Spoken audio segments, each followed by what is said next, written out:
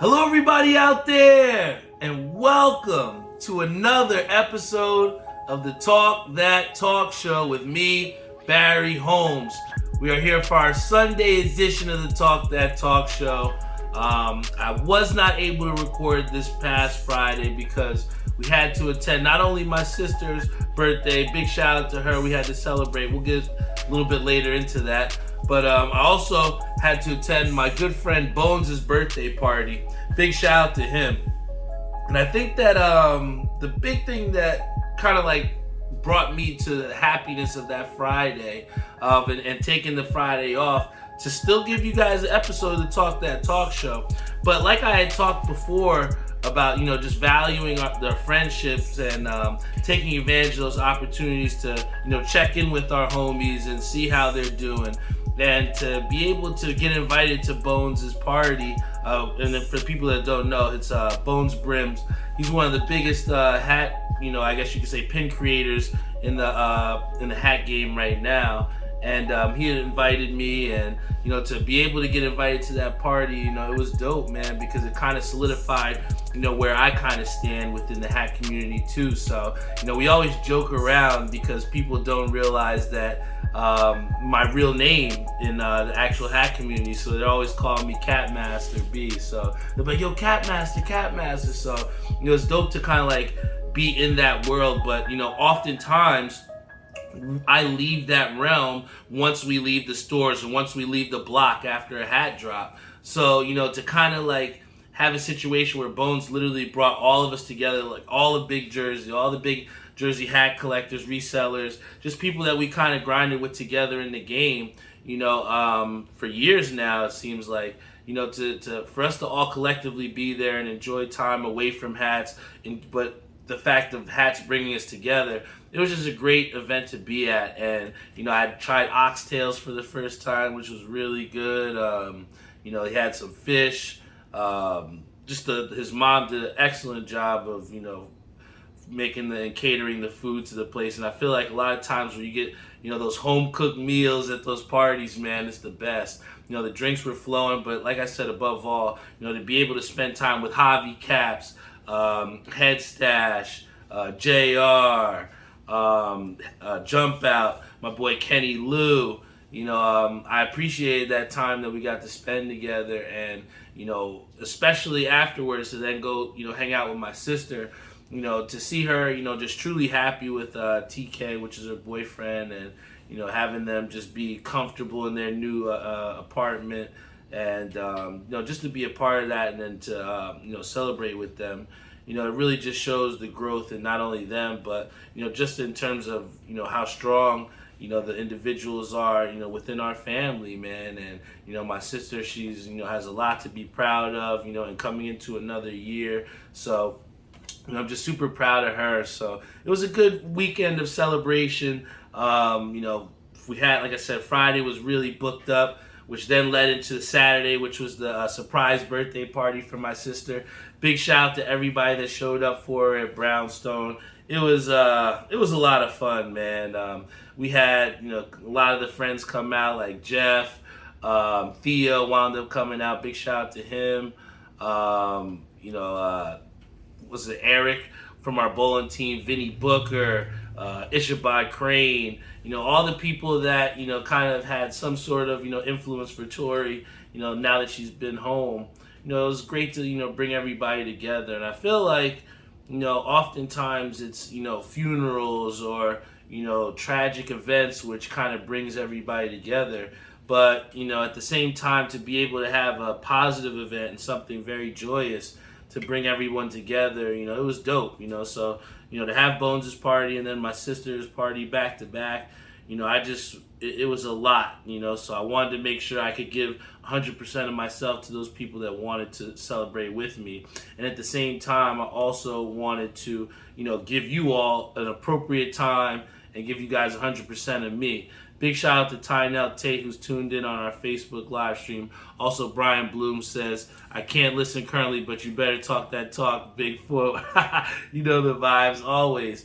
But it's funny, I kind of, mentioned those two names because they're, obviously big in the bowling scene. But this, for a lot of people that don't know, was the first week of the regular season. So, I think that through the summer, like I said, I've spent a lot of my time, practicing in the alley and practicing with the leagues, creating opportunities to get better at different alleys.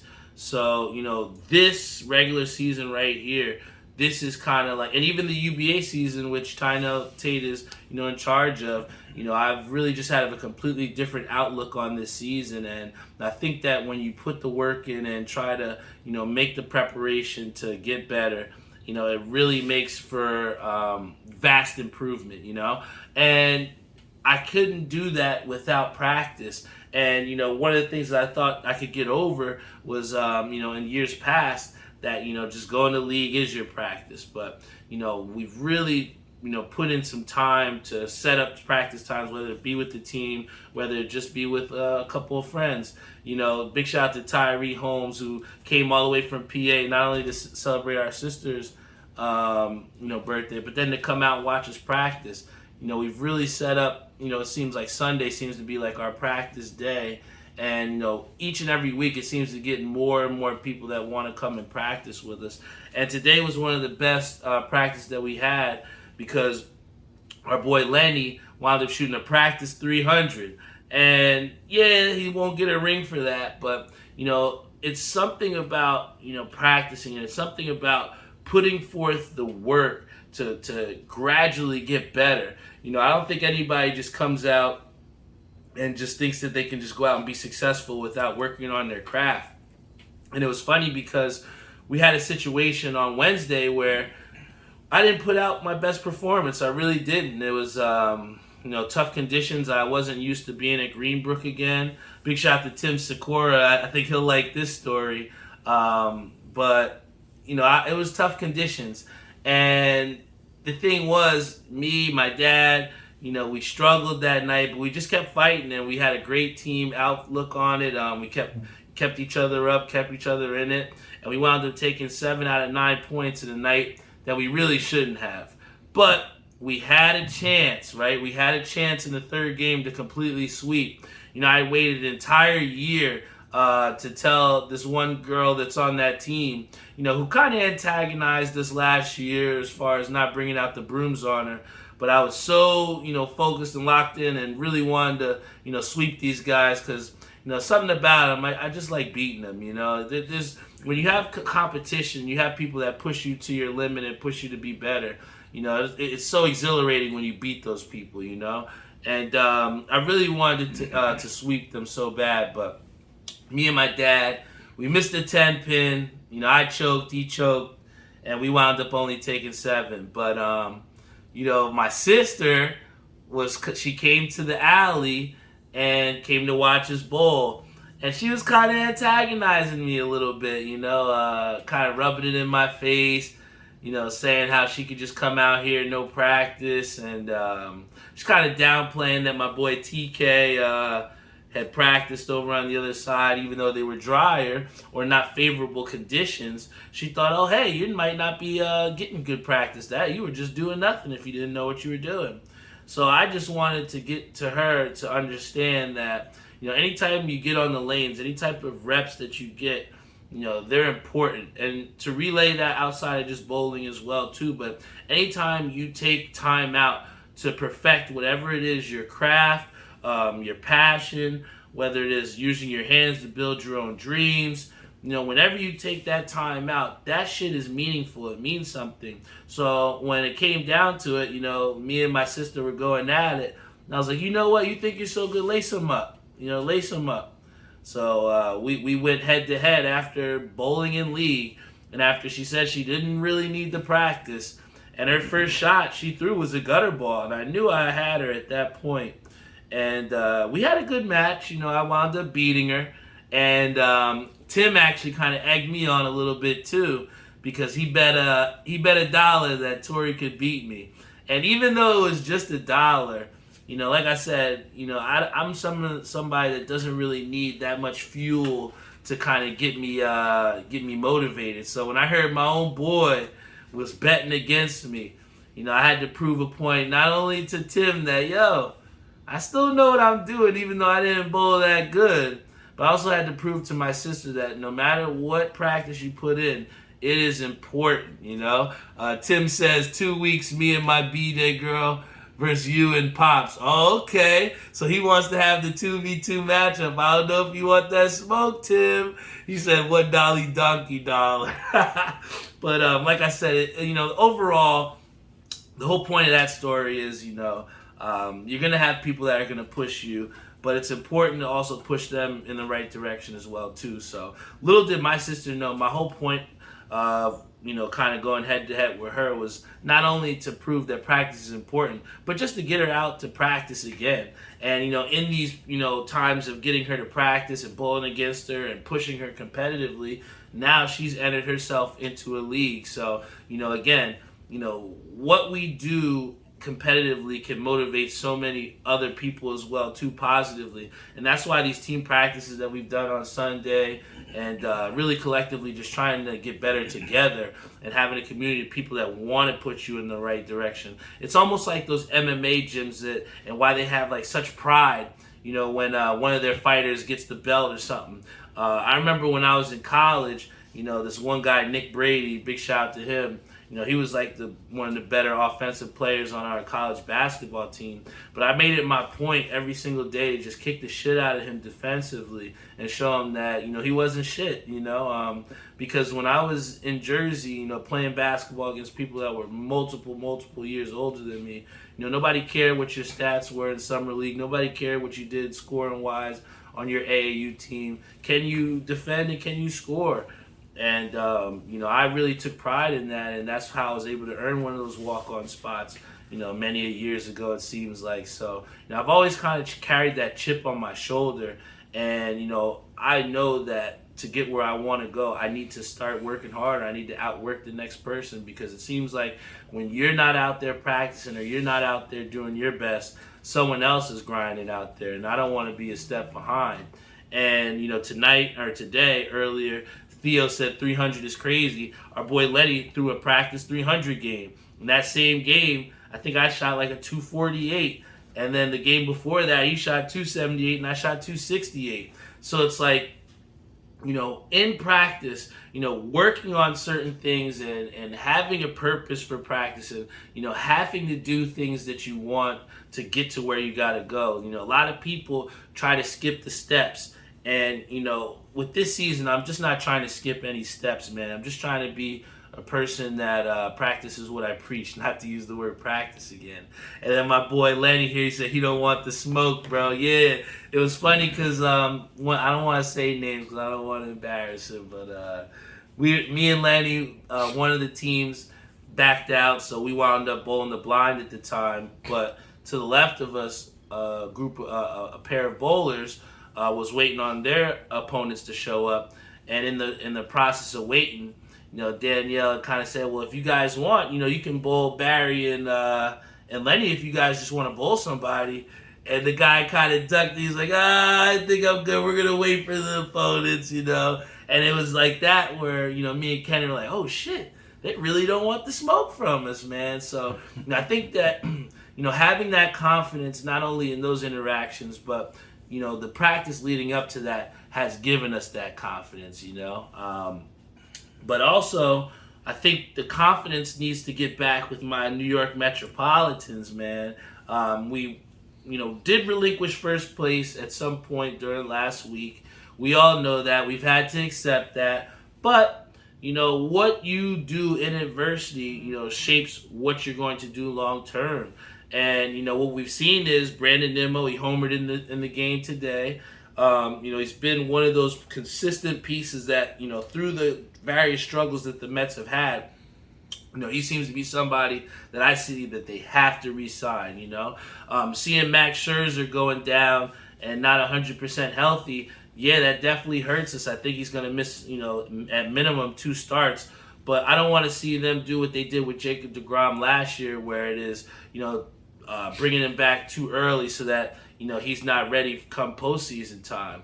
If I were them, the Mets, I know that it may not be the greatest option, but I might think to maybe shutting down Scherzer till the playoffs, maybe getting one start in towards the end of the season and trying to get him into the playoffs so he's, as healthy as possible. But, we have the pieces to really make a good run here. So you just don't want to run those resources into the ground.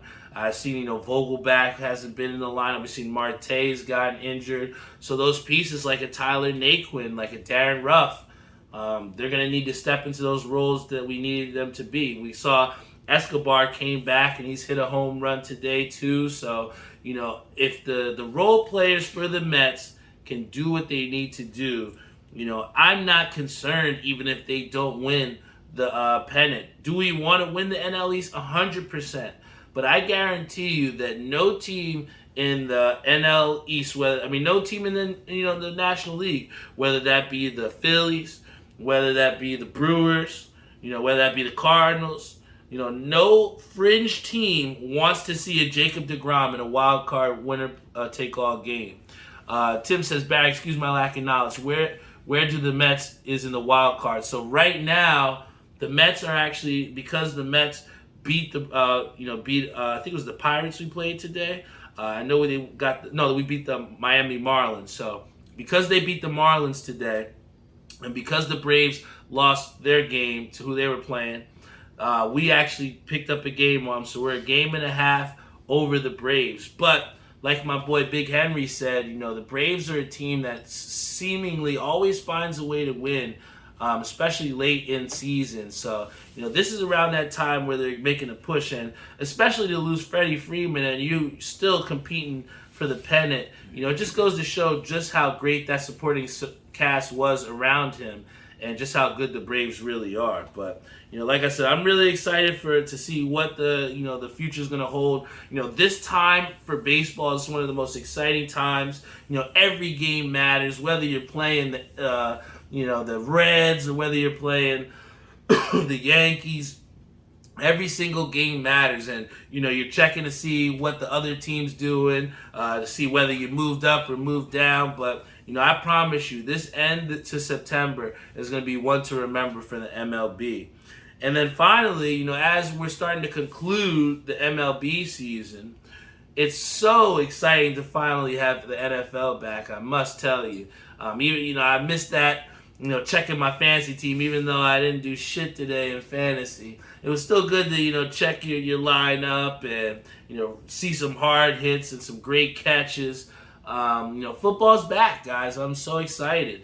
And there's definitely a couple of things that, stuck out in my mind when I was watching that I wanted to bring to your attention. And first things first, we got to give a shout out to the New York Giants for getting their first opening season win in 6 years. Jeez. And I think that them having a new coach who's been aggressive, and he's getting in these guys' faces, I think that's what the New York Giants needed. I saw on the sideline when Daniel Jones threw a red zone interception, and you can see the head coach was yelling at him, screaming at him.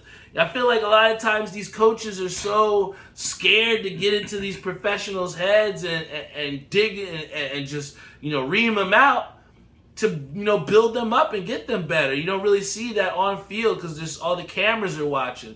But this head coach pretty much showed y'all that, I don't care what it looks like. I'm going to try and get the best out of you. And then on top of that, when they, scored to get it to be 19-20 with about a minute left, everybody in America thought they were going to kick the extra point. But they have the balls, the gall to go out and go for it on for the 2-point conversion, and a very, very dangerous play at that. For those that don't know, it was like a little shovel pass to Saquon Barkley, which was stuffed in the backfield if you watch the replay. But he just had the will and the determination to say, I'm not going down. And he ended up in the end zone, and eventually the Giants, got lucky. They had to make it interesting. It's the Giants. The Tennessee Titans missed a field goal late, but, I think the Giants getting that win in such a dramatic fashion, and going for it for 2. The book will always tell you to go for the extra point and play for overtime. But I just love the fact that they said, hey, we're going for the win, putting the pressure on. They almost have that nothing to lose attitude from week one. So I'm just excited to see what's going to come next in an ugly, gritty win for the Giants, to see what they can come through next, man. And then I will say this, too. The kicking across the league today was absolutely awful. We saw that Cincinnati-Pittsburgh game, the game could have been ended like 3 or 4 times.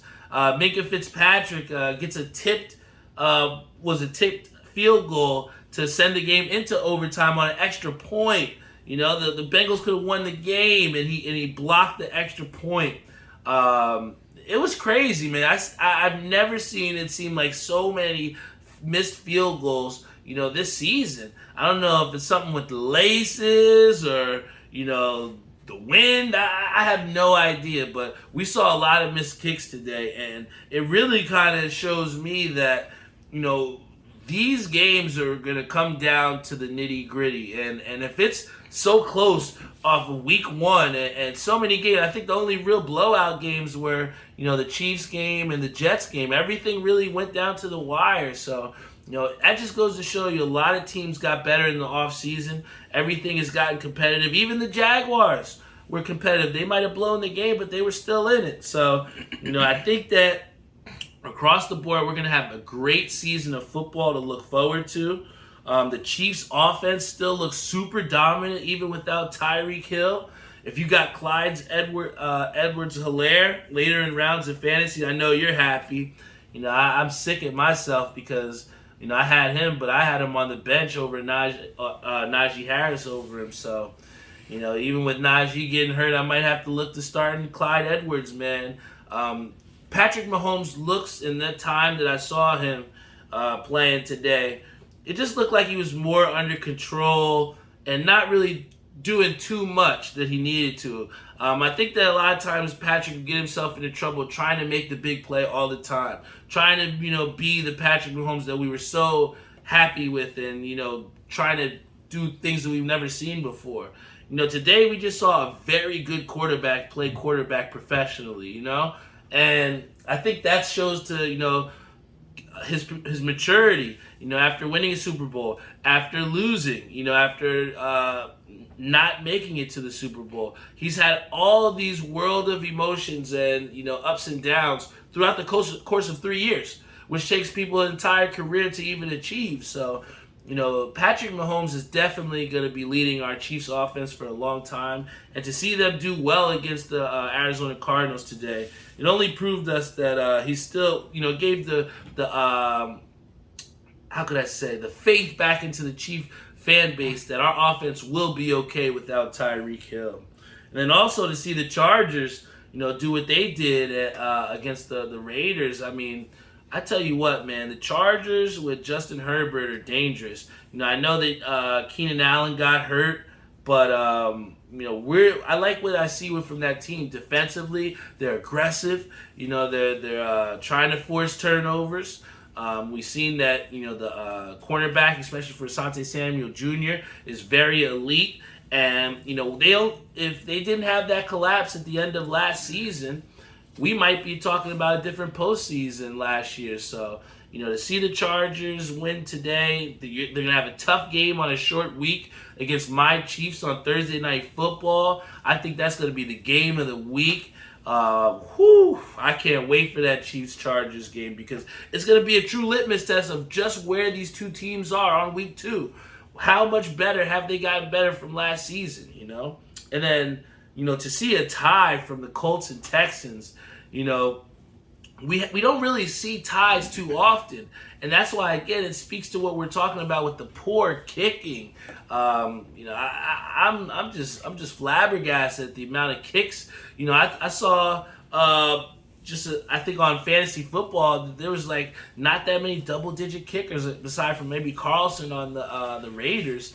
But it was a lot of terrible kicking play, and that Colts-Texans game ending in a tie is a big reason that too. Then also, a big thing that I saw was the Commanders got a big-time dub over, I tell you what, Carson Wentz really, in his first game as a Commanders to throw 4 touchdown passes. I think that a lot of people didn't know what they were going to get with Carson Wentz. And, he showed today that he's going to be a competitor. He might not have had the success, but I think that, in a new change of scenery, it can really help people to get back to where they were before. And I think that Carson Wentz today proved to the Washington Commanders that he's somebody that you can trust to go and get a win, because they were losing for most of that game until they came back, and storming back, may I add that. So, I'm interested to see just what he can do with the Commanders, and can he make the Commanders, a potential NFC East champion? Who knows? They're only 2 years away from when they, did take the NFC East. So, I'm interested to see what is going to happen with this Commanders team. But the last hot take from your boy Barry, and I'm going to say this. I was very impressed. I know Jeffrey likes to say this is my low-key second team or NFC team. But I was very, very intrigued with what I saw from the Minnesota Vikings. I'm going to tell you right now. With a lot of expectations from Aaron Rodgers getting this huge contract. A lot of people putting stock already in the Green Bay Packers, even without Davante Adams. If you don't see how much Davante meant to that Green Bay team, just look at that performance from the Packers against, a tough Vikings team. We saw Aaron Jones not get his usual workload or, get the success that he's used to. We saw without Davante Adams, my boy Aaron Rodgers looked very, very human.